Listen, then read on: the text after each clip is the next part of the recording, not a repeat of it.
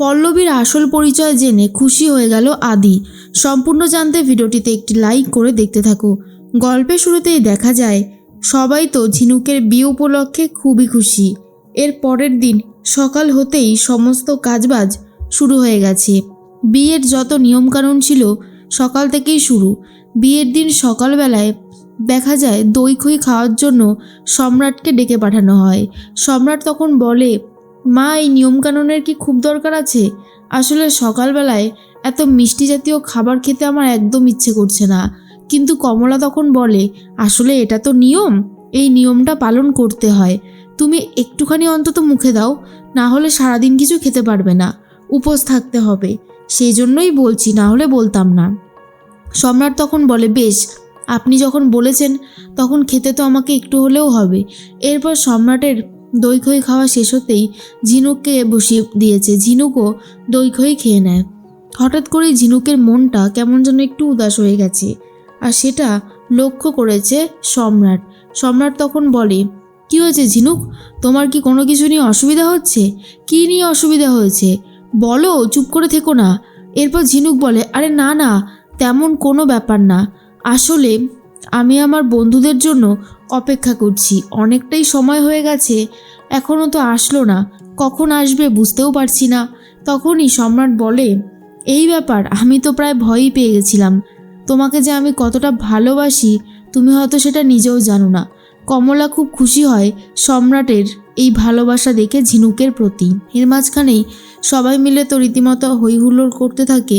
কমলা তখন বলে তার শাশুড়ি মাকে, মা, আমি এক কাজ করি, ঝিনুকের বিয়ে উপলক্ষে আমি একটু পুজো দেবো বলে ঠিক করেছিলাম, আমি বরং পুজোটা দিয়ে আসি। ঠাম্মি তখন বলে, যাও বৌমা, তাড়াতাড়ি এসো। এরপরেই সমরকে নিয়ে যাবে বলে ঠিক করে, কিন্তু সেই মুহূর্তেই সমর স্নানে চলে যায়। তখনই সমরের স্ত্রী বলে, মা, আমি যাই আপনার সাথে। কিন্তু কমলা বলে, না না, এদিকে তোমাকে দরকার পড়তে পারে, তুমি বরং থাকো। অন্যদিকে শান্তনুকে বলে, কিন্তু শান্তনু যেতে চায় না। এর মাঝখানে কমলা একাই চলে যাবে বলে ঠিক করে। অন্যদিকে দেখা যায় পল্লবী খুব খুশি হয়ে যায় ঝিনুককে দেখে, আর বলে, ঝিনুক, তোর দিক থেকে একদমই চোখ সরানো যাচ্ছে না, তোকে দেখতে ঠিক এতটাই সুন্দর লাগছে। ঝিনুক বলে, কি যে বলিস না তুই দিদি, তুইও পারিস বটে। এর মাঝখানেই আদি যাবে না বিয়ে বাড়িতে, অর্থাৎ প্রীতির শ্বশুর বাড়িতে, কিছুতেই যেতে চায় না। তখনই প্রলয়বাবু বলে, এই ছেলেটার দেখছি আমার থেকেও রাগ বেশি, কি করে হবে এখন? ভেবেছিলাম ছেলেটাকে নিয়ে যাব, কিন্তু সেই মনের ইচ্ছেটা পূরণ হবে বলে মনে হয় না। তখনই ঠাম্মি বলে, কি আর করবি বলতো, আমার নাতিবাবু যদি যেতে না চায় তাহলে কি আর জোর করে নিয়ে যাওয়া যায়? জোর করে তো নিয়ে যাওয়া যাবে না, তার থেকে বরং বাদ দে। এর মাঝখানে কমলা তো চলে গেছে পুজো দিতে, আর সেখানে গিয়ে বারবার করে মাকে ডাকতে থাকে আর বলে, ভালোই ভালোই যেন ঝিনুকের বিয়েটা হয়ে যায়। পুরনো অনেক কথাই ভুলতে পারছে না কমলা, কারণ যেভাবে পল্লবীর বিয়েটা ভেঙে গেছে সেটা মেনে নেওয়া কোথাও যেন সম্ভব হচ্ছিল না। তাই জন্যই আরও বেশি করে ভয় পেতে থাকে। ঠিক সেই মুহূর্তেই তখনই ঠাকুরমশাই বলে, এ কি আপনি কাঁদছেন কেন? একদম কাঁদবেন না, আপনার মেয়ের বিয়ে না, দেখবেন ভালোই ভালোই বিয়েটা হয়ে গেছে। কমলা বলে, তাই যেন হয় ঠাকুরমশাই। অন্যদিকে আদি ভাবে, যেভাবেই হোক আমাকে ওই মেয়েটার খবর বার করতেই হবে। ওকে আমি এতটা ভালোবেসে ফেলেছি যে আমি ওকে ছাড়া বাঁচব না। এর মাঝখানেই পুজো টুজো দিয়ে কমলা ঠিক করে বাড়ির দিকে রওনা দেবে, অর্থাৎ বিয়ে বাড়িতে রওনা দেবে। এর মাঝখানেই সম্রাটকে উপহারগুলো দিতে চলে এসেছে সমর, শান্তনু আর দেখা যায় যে তাদের বড় জামাইবাবু। ঠিক সেই মুহূর্তেই সম্রাট বলে, এগুলোর আবার কি দরকার ছিল?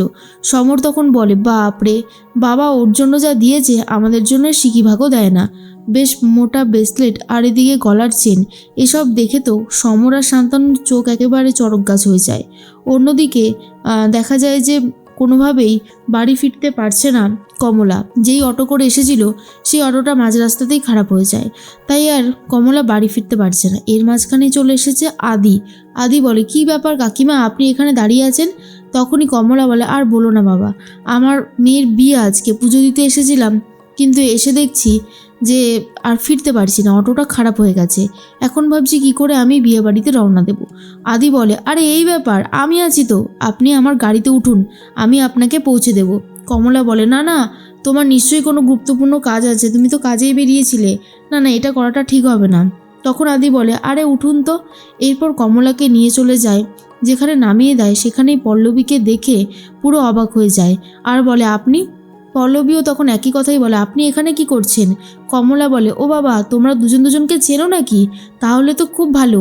আর পল্লবী, তোকে আমি বলেছিলাম না আমার একটা বন্ধু আছে, এই তো সেই বন্ধু আদি। আর আদি, ও হলো আমার মেয়ে পল্লবী। আর এটা শোনার পর তো আদি খুব খুশি হয়ে যায়, কারণ আদি জানেই না, যে রীতিমতো জানতোই না যে এই পল্লবী এনারই মেয়ে। আর এই কাকিমাকে তো খুবই শ্রদ্ধা করে, আর সেই জন্য আরও বেশি করে খুশি হয়ে গেছে। তখনই পল্লবীর কথা ভাবতেই আদি একদম খুশিতে নেচে ওঠে আর ভাবে, দেখো কাণ্ড, এতক্ষণ ঘুরে টুরে শেষ পর্যন্ত আমি জানতে পারলাম কাকিমার মেয়েই হচ্ছে আমার ভালোবাসার মানুষ। তাহলে তো আর কোনো অসুবিধাই নেই। এরপরেই কমলা মনে মনে ভাবে, ঠাকুর তুমি দেখো আমার পল্লবীটাও যেন একটা ভালো মনের মানুষ পায়, যাকে নিয়ে সারাটা জীবন খুব সুখে শান্তিতে কাটাতে পারে।